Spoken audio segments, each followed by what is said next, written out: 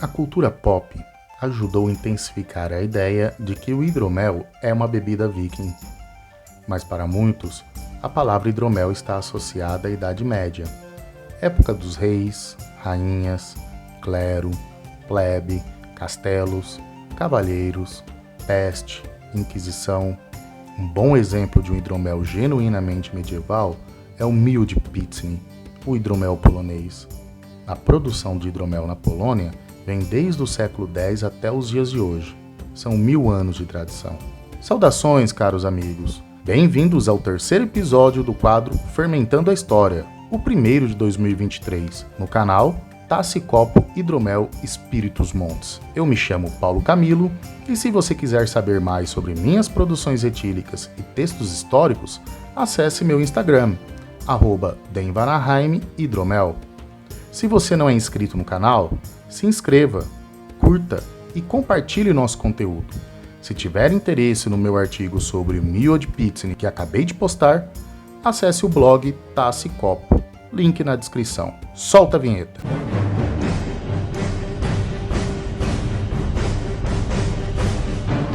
Falar sobre o Miód Pizny é falar sobre a história da Polônia, pois sua origem remonta à criação do Estado polonês, lá no século X. Temos, portanto, um ótimo exemplo de um hidromel medieval. Com as migrações das tribos eslavas após a queda do Império Romano, muitas delas se estabeleceram no centro da Europa, as chamadas tribos eslavas ocidentais. Dentre essas tribos, a tribo conhecida como Povo da Planície, os Polani, ocupam o coração do que hoje é o território da Polônia. Parte significativa do que hoje é o território polonês é composto por longas extensões de planícies. E essas tribos, quando elas chegaram no que hoje é o território polonês, elas se disseminaram por esta região. Séculos depois do estabelecimento dessas tribos, a dinastia Piast governa um território equivalente à Polônia de hoje. E no século X, Mieczysław I, que era o governante dos Piast, converte-se ao catolicismo. Esse momento é considerado a fundação do Estado polonês. E é nesse contexto que o hidromel polonês é citado pela primeira vez na história da Polônia. A primeira menção registrada sobre o hidromel na Polônia vem de uma figura histórica muito interessante, que não era polonesa. Ibrahim ibn Yakub era um provável comerciante de origem ibérica, com raízes judaicas e muçulmanas. Viajava toda a Europa, se envolvendo em diplomacia e até mesmo espionagem. De acordo com ele, abre aspas, além da alimentação, da carne e das terras de lavoura, o país de Mieczysław I é rico em hidromel, nome porque são conhecidos os vinhos e as bebidas alcoólicas eslavas. Os registros realizados por Ibrahim são as primeiras descrições do Estado polonês de Mieczysław I.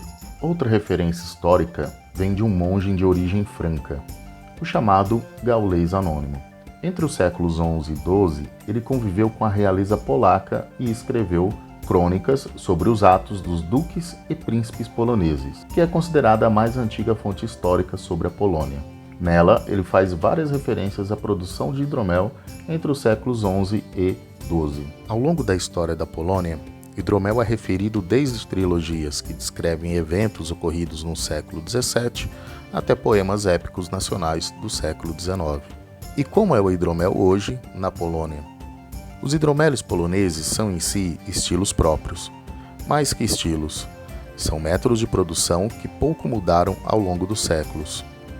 De acordo com a legislação polonesa de 1948, que regulamenta a produção de vinhos e hidroméis, há 4 estilos distintos. Esses estilos se diferenciam pela proporção em volume de mel e água. Dwójniak, feito com 1 parte de mel para 3 partes de água. Trójniak, 1 parte de mel para 2 de água. Dwójniak, 1 parte de mel para 1 de água. Półtorak, 2 partes de mel para 1 parte de água. Em ambos os estilos, podem ser adicionados especiarias, frutas ou os dois. Penso eu que são métodos de produção idealizados numa época em que não haviam equipamentos de medição disponíveis e havia necessidade de padronizar a produção. Passamos pela Idade Média e chegamos ao fim do nosso terceiro episódio do Fermentando a História. Espero que tenham gostado e não se esqueçam de comentar, curtir e compartilhar este vídeo. Um forte abraço para todos e até o próximo episódio.